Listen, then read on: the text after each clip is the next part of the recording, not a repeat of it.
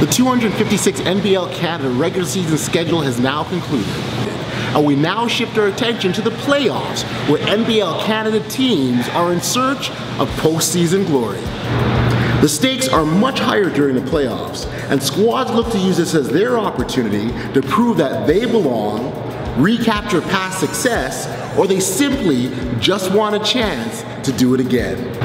Whatever their reasons are, make no mistake about it, the 2015 NBL Canada playoffs are going to be big. So to get you all caught up, here's your full breakdown. The road to the NBL Canada Championship consists of 3 rounds in a 5-7-7 format. The playoff seedings are determined by teams' performance in the regular season, meaning the clubs with a better record will have home court advantage. Let's not undervalue the importance of home court. It's huge. Last year's NBL Canada Finals is a perfect example. The 1-4 matchup has the NBL champs, the Windsor Express, squaring off against the Mississauga Power. For the second straight year, the Windsor Express have clinched the top spot in the Central Division and finished with the best record in the league. This earns them the right to have home court advantage throughout the playoffs, including the finals.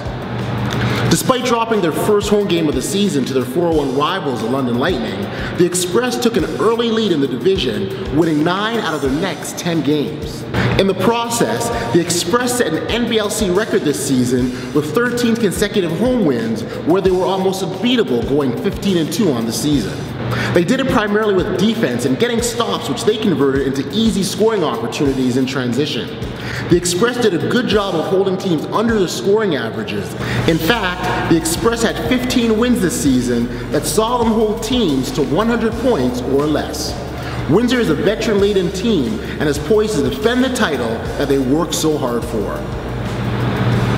The Power had a difficult year after a hot start that saw them reel off 3 straight wins to lead the Central Division in the early part of the season. They were the last surviving unbeaten team in the league at the start of the season, which ironically ended at the hands of the Windsor Express.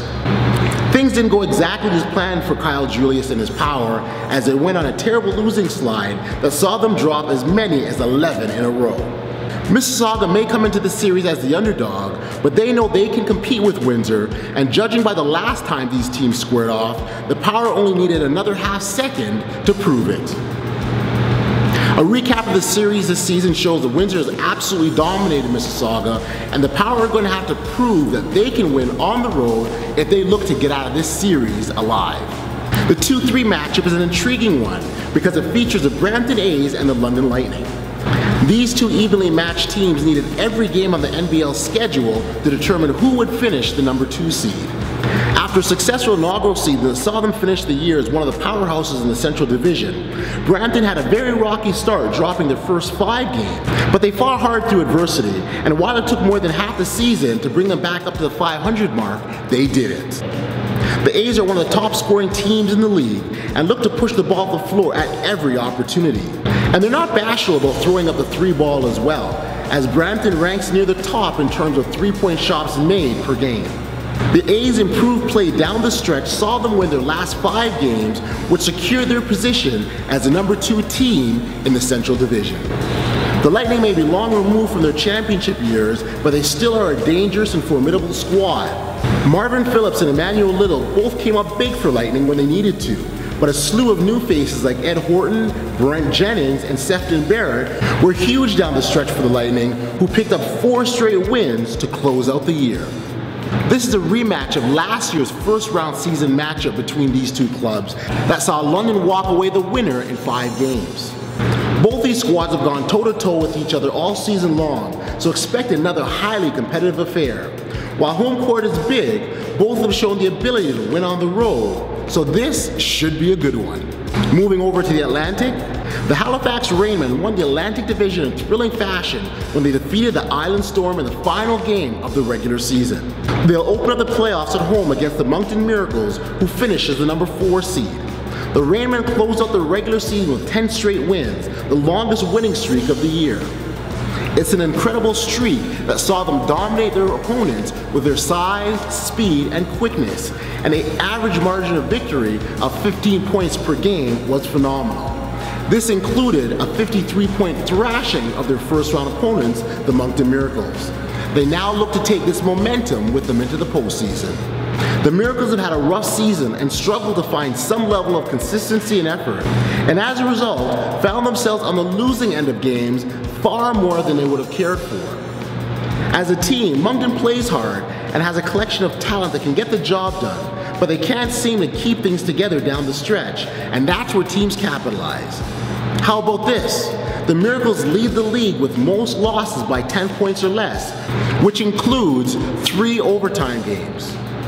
This proves that they have the ability to stay in games and need to take care of the rock in the late stages of the fourth quarter. The Rainmen come into the series as the favorites and have played Moncton well at home all season. Despite their record, the Miracles can be a dangerous club if taken for granted, and Halifax needs to be careful that they don't get caught up in the number of losses or they'll get burned. The Island Storm open up the series at home at the Eastlink Center versus the much improved St. John Millrats. The season didn't end the way the Storm would have liked it, as they lost their 5 final games and were subsequently knocked out of the top spot by Halifax and fell to the number 2 seed. The injury bug hit the Storm hard this season, as players like Brandon Robinson, Sammy Zaglinski, and Alex DeRoche missed a significant number of games. The runner-up to last year's championship finals will have their work cut out for them, as they face a St. John club that rebooted itself just in time to salvage their season. The vastly improved St. John Millrats finished the year strong by winning 10 out of the last 12 games down the stretch after a rough start that saw them be on the receiving end of some tough losses. The Millrats acquired a fair amount of veteran talent with NBL experience to give a much-needed hand to reigning league MVP Anthony Anderson, who sat out a considerable amount of games down the stretch to get healthy. And there you have it, your full breakdown of the 2015 NBL Canada playoffs. So get comfortable, grab some popcorn, and relax, enjoy the action, because I guarantee you that players, teams, and coaches are taking no nights off.